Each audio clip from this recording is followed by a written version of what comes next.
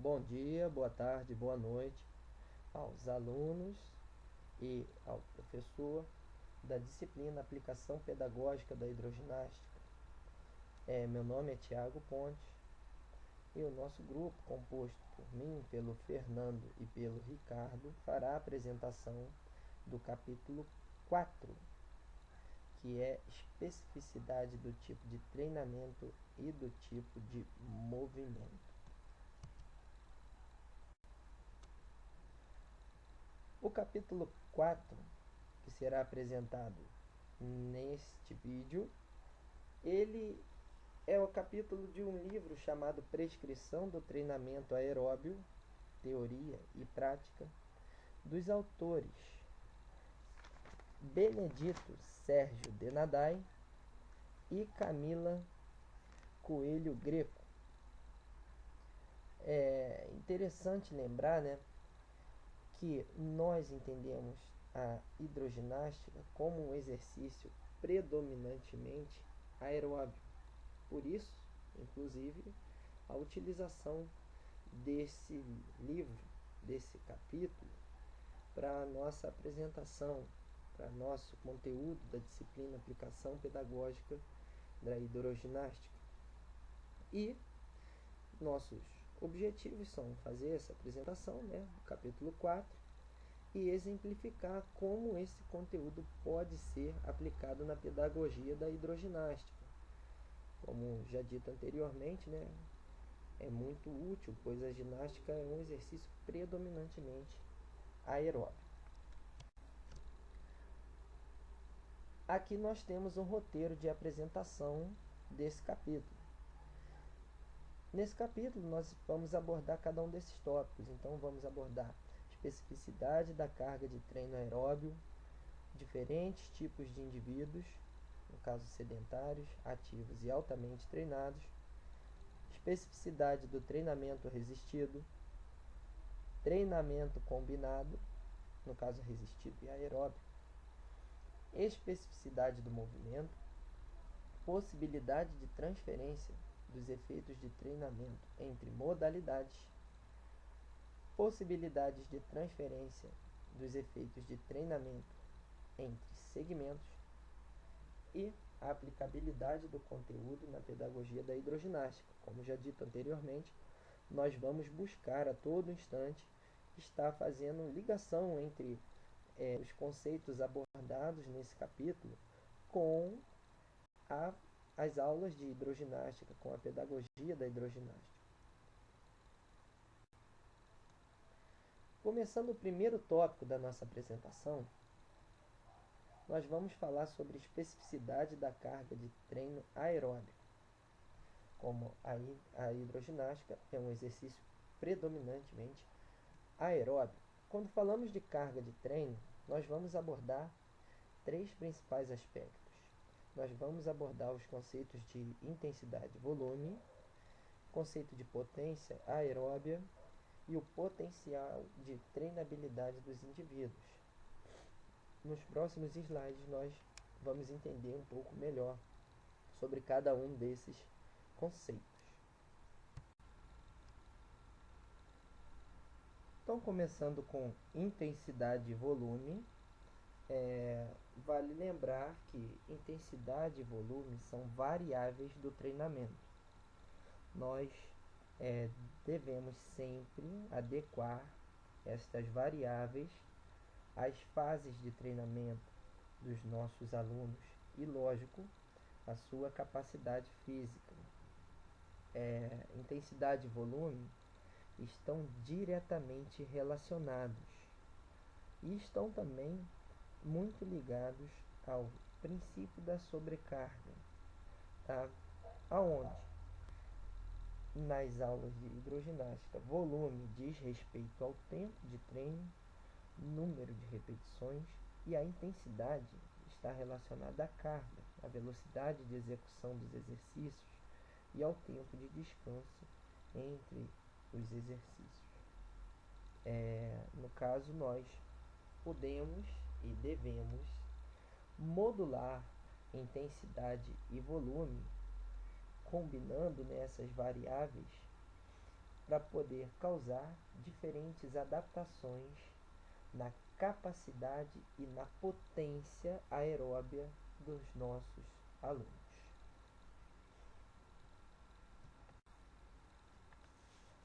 Ainda em especificidade da carga do treino aeróbio, nós vamos agora falar um pouco sobre adaptações, potência aeróbia e condicionamento. Bom, para isso nós precisamos entender o conceito de potência aeróbia. A potência aeróbia está relacionada com a capacidade orgânica para completar exercícios que demoram pelo menos 3 minutos e que têm intensidade média ou baixa, ou seja, exercícios que vão ter maior duração, porém, numa intensidade média ou baixa. E o conceito de potência aeróbia está diretamente relacionada à capacidade aeróbia do indivíduo, que é a capacidade máxima dessa pessoa absorver, utilizar e transportar oxigênio durante um exercício físico. A potência aeróbia, a capacidade aeróbia, elas estão relacionadas com o condicionamento físico da pessoa, com o condicionamento da pessoa. E essas adaptações acontecem por meio do treinamento, E nós já vimos no slide anterior que nós podemos usar o volume e a intensidade para que essas adaptações fisiológicas sejam alcançadas, em busca da melhoria do condicionamento físico.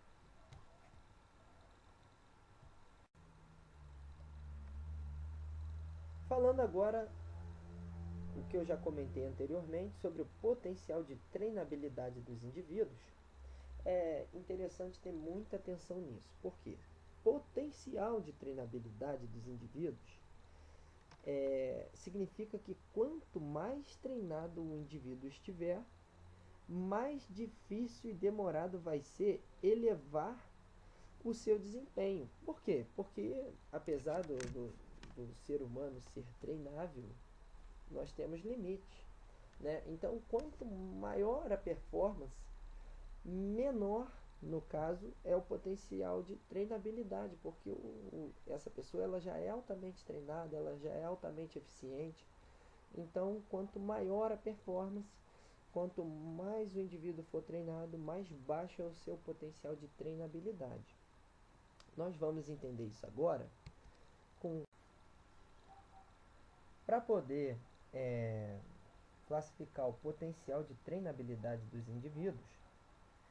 Nós temos a classificação de indivíduos sedentários, indivíduos ativos e indivíduos altamente treinados. Os indivíduos sedentários, eles têm alto potencial de treinabilidade. Por quê? Porque, como eu já disse anteriormente, o potencial de treinabilidade está relacionado ao quanto que um indivíduo pode se desenvolver por meio de exercitação. Pode melhorar por meio da exercitação. Então, um indivíduo sedentário ele tem alto potencial de treinabilidade.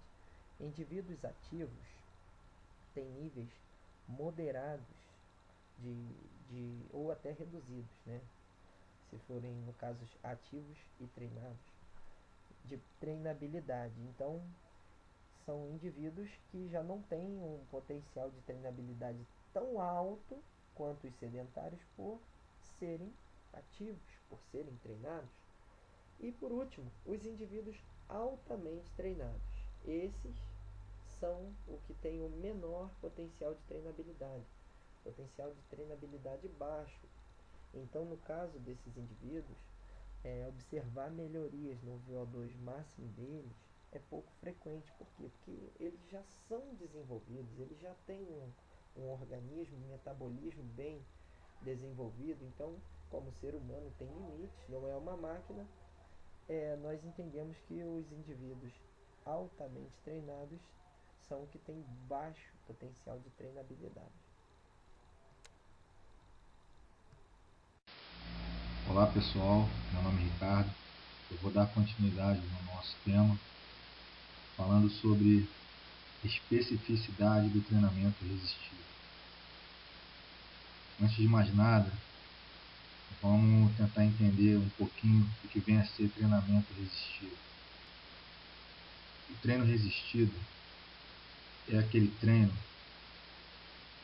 onde utilizamos exercícios que visam trabalhar a resistência muscular, ou seja, são exercícios que visam adaptar o corpo à atividade física e, por esse motivo, ele é altamente recomendado para pessoas sedentárias.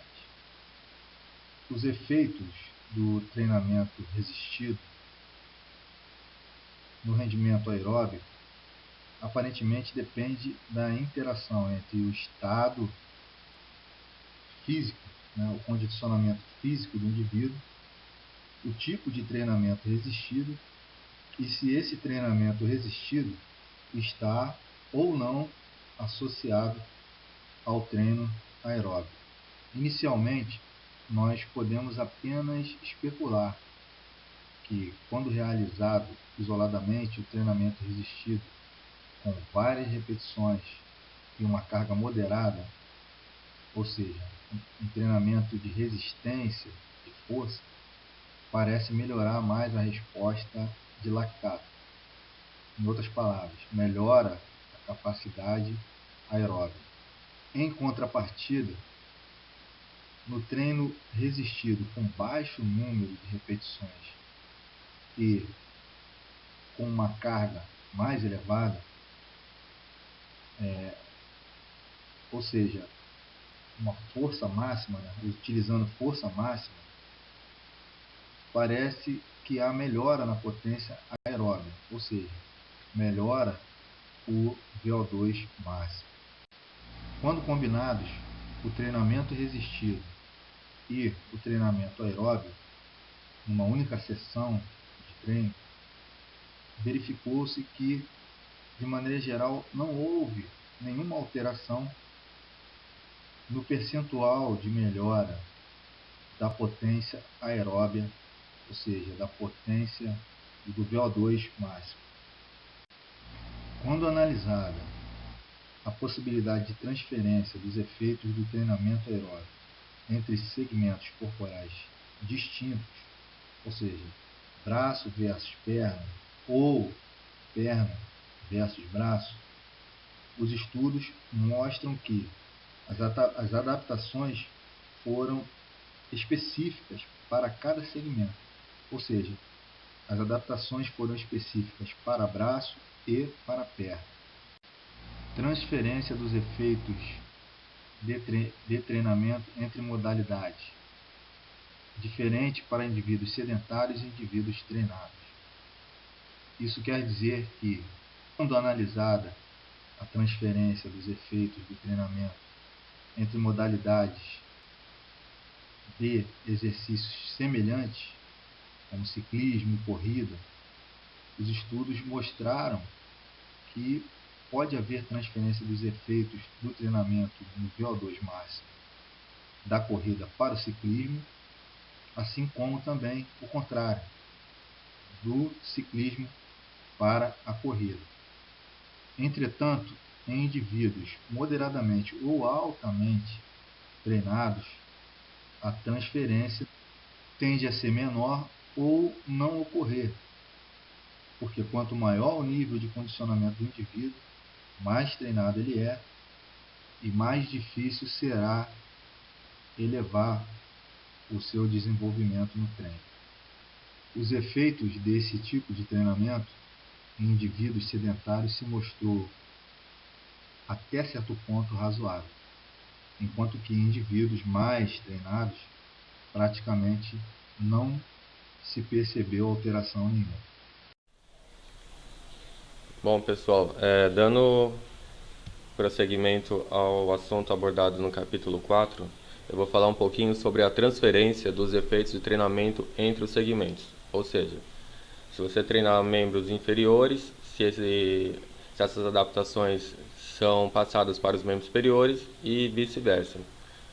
Pelo abordado aqui no capítulo 4, esse tipo de transferência dos efeitos de treinamento não é passado entre os membros superiores e inferiores, e vice-versa.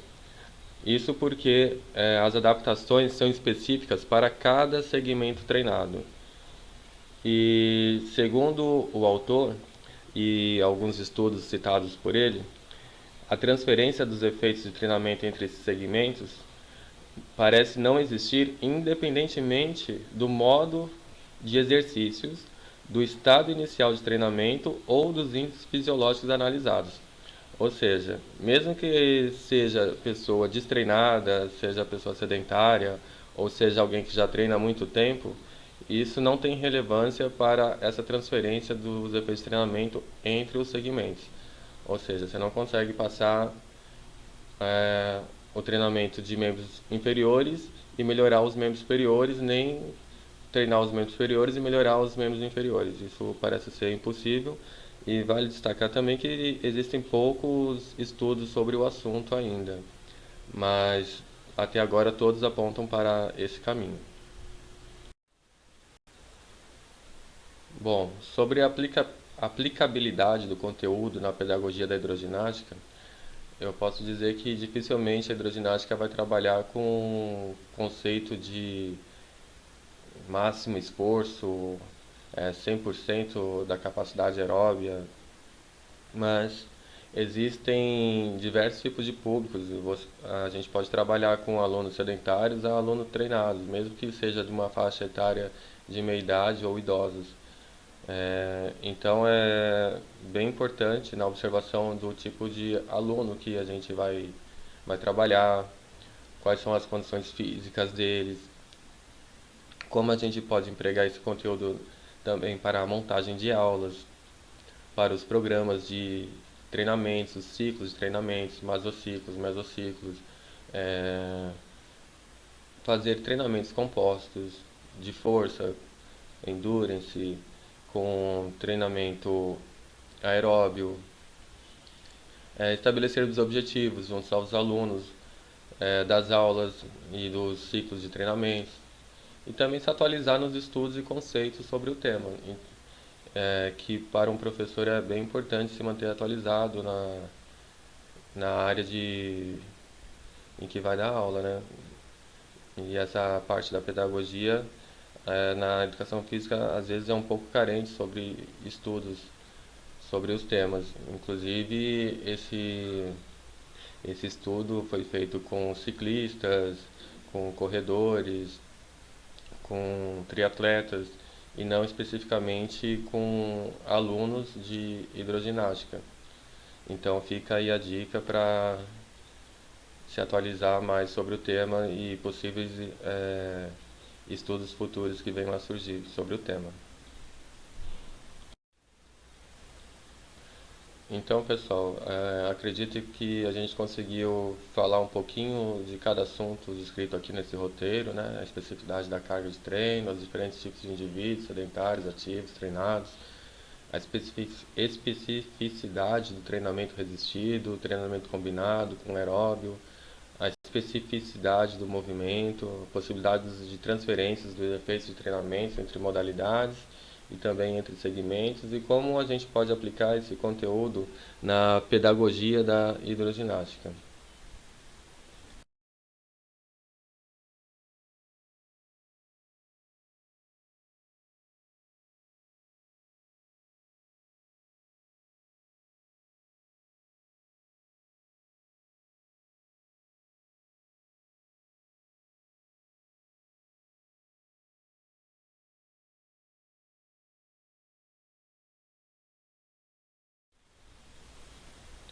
Então, com isso, eu acredito que a gente conseguiu atingir nossos objetivos, que foi apresentar o conteúdo descrito no capítulo 4 do livro Prescrição de Treinamento Aeróbio, Teoria e Prática, e também exemplificar como esse conteúdo pode ser aplicado na pedagogia da hidroginástica.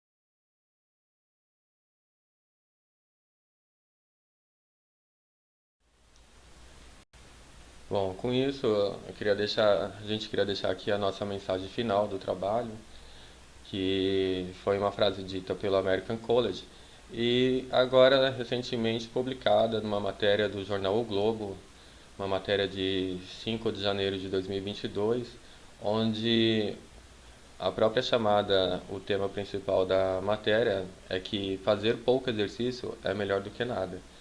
E graças a Deus as pessoas têm tomado mais consciência sobre a importância de fazer atividade física, um exercício.